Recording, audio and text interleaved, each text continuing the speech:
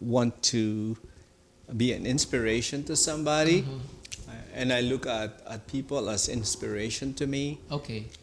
There's no monopoly of, nobody has the monopoly of anything. Okay. Politics is not a monopoly Yes. of the rich. Politics is not the monopoly of powerful. Yeah. It's for everybody. Correct. Correct. Every responsible person, Uh-huh. citizen of our province, must engage in politics. Okay. And when I say must engage, they need to be interested in what's happening. Okay. They just can't, hindi po pwede yung tatanggapin mo yung status quo Yes. as is. Yes. Again, that's another. And that's why I'm key. participating. I'm That's participating another because I key. want to be part of that The political discussion landscape or or discussion. landscape. Yeah. Again, there's another key thing that you said.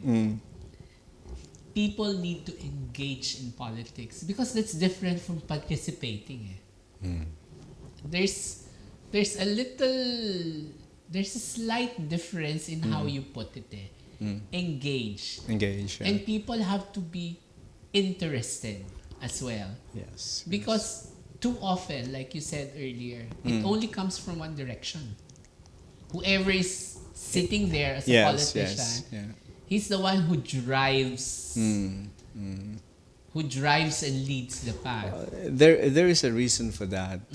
Many people, they believe, and this is sad to say, they believe that somebody should be responsible for their well-being. Instead of thinking, I, Ramil, am responsible for me. Correct. This is my Correct. philosophy. Uh-huh. I am responsible for me. And I like people to think na sila rin ang responsable sa sarili nila. Kasi we are given the talents, the skills, the disposition to make a decision based on what's good for us. Now, it becomes more interesting when we have this philosophy, but when we engage with other people, we allow other people to express that and we don't suppress it. So we have this freedom to say what we believe in, and at the end of the day, we come up with something better. The end result is always what is better, what is good for us. Yes. So monopoly of ideas, monopoly of power, any forms of monopoly can be not useful. Yes. For any given time and place. There has to be diversity. Okay. There has to be freshness and ideas. Correct. There has to be new thoughts, new actions, and consideration of what's good for many people. This is very insightful because what you said earlier, you're engaging in politics with an individual. Yeah. Like you saying, I am Ramil and I am responsible for myself. Correct. I think that's the real essence of society. Because too often, again, in the past, and this is, we have seen this time and again, people look up to government and to politics as the end all and be all Correct. solution for all their problems. When in fact, it's a two-way street two-way kind street. of thing. It's a two-way street. I totally agree. You do not just simply wait for people to tell you how to do it. Right.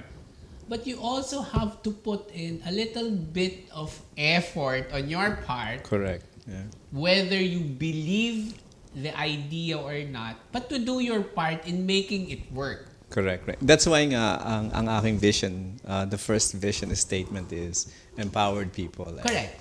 So by empowering people, they can participate, they can engage, they can express, they can receive feedbacks, they can receive criticisms, they can process good and bad, different things, because they're empowered.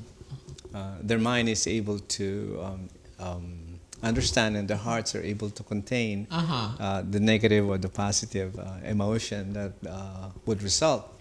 So empowering people is all about this. It starts from the premise that I am responsible for me. Right. Therefore, I have to equip myself. That's why I go to school. True. Kanya kung meron kang opportunities to go to school, you really maximize Correct. that because it may not come again. True. It's a once in a lifetime. It's a once in kind a of lifetime, thing. can be. Although, of course, we can argue na hindi naman lahat ng graduates ay successful or Yes, this. yes. Maraming dropout na successful. Correct. But the bottom line is, whatever it is, proper education, wherever it comes from. It could come from the family, from the school, from companies. Good and proper education is always a better deal for you. Okay. It's And always good for everybody. I also like how you put it. Proper education. Proper but you didn't education. just mention school. You Yes. mentioned other people. You mentioned life experiences. Yeah. That for you is the concept of education. It's a more holistic. It's holistic, you know. It's a more holistic way of looking at education and learning. Correct, and we continue to learn. So, this idea of going to politics has something to do also with how I view the economic condition or development of Batangas should be. Because Batangas province, if you look at it, we are a coastal province, True. which means we have this endowment of marine resources. Exactly. We have endowment of agricultural land. We have endowment of many good things, you know. Like they were saying, it's rich Batangas nga It's daw. it's definitely a rich, but I totally agree with that. The question now is, what are we going to do about Exactly. it? We're going to do about it. So, my coming into the political game, Okay. as I said earlier, is to participate in contributing ideas, in presenting laws and projects that would ignite a better economic development. Okay. Now, going into that, if you were given, if you win, and you were given the chance to sit as a board member for the 5th District of Batangas, Right. am I right in assuming that your focus when it comes to legislation would be more economic in nature? Or, We could say that. yeah. Because economic condition or economic development is the driver for wealth building for the people. So one way to ignite development is, for instance, as I've said over and over again, is to be able to attract investments to come to Batangas province. And investments, in my opinion, have to be diversified. Okay. We need to put money into agriculture. We need to put money into fisheries enterprises. We need to put money into manufacturing. Because Batangas, we produce a lot of engineers. We produce a lot of technicians. Yes. So in regard to manpower, we have this. What we only need is to identify the resources we can put into the business, the needs, and our comparative advantage. So I think we'll be very good at in businesses related to technology, like AI. We'll be very good in. We can also have an advantage in agriculture because food production is crucial. We need to have sustainability in food. So imagine if we have abundance in produce, so we don't have to import that much. I like And how that would lower the. I'd like how you put it. Like you do appreciate that there's already the agricultural aspect. There's already the fisheries aspect. Right. But there's a need to tap in to manufacturing as the driver. Yes. And the key to this is technology. Technology, especially environmentally safe technology. Okay. We always need to put into factor That's now. something that we need to emphasize. Yeah, so it always has to have the environment discussion. Okay. That's non-negotiable. Wow. Because the environment is where we live. Correct. We can have prosperity, but and we have taken it for granted for the longest time. Yeah, we can have prosperity, but if we are living in hazardous area, and probably. In fact, Mother Nature has been knocking on our doors every now and then to sort of remind us that we're sort of taking her for granted. One of the legislations I like to pursue in relation to environment is having what I call the environmental scorecard. And this can be implemented at the barangay level, city level, province level, meaning each barangay or city will have to be evaluated and they should be given a score. Because looking back, they've always have this environmental scorecard for the city or for the Yes. province. Yes. But then I realized, is this something that trickles down to the barangay? I think it has to, because this is where the action is Yeah. happening. People live here. We produce as much as garbage in other ways as other places. Kasi laging nami-mention at the macro level eh.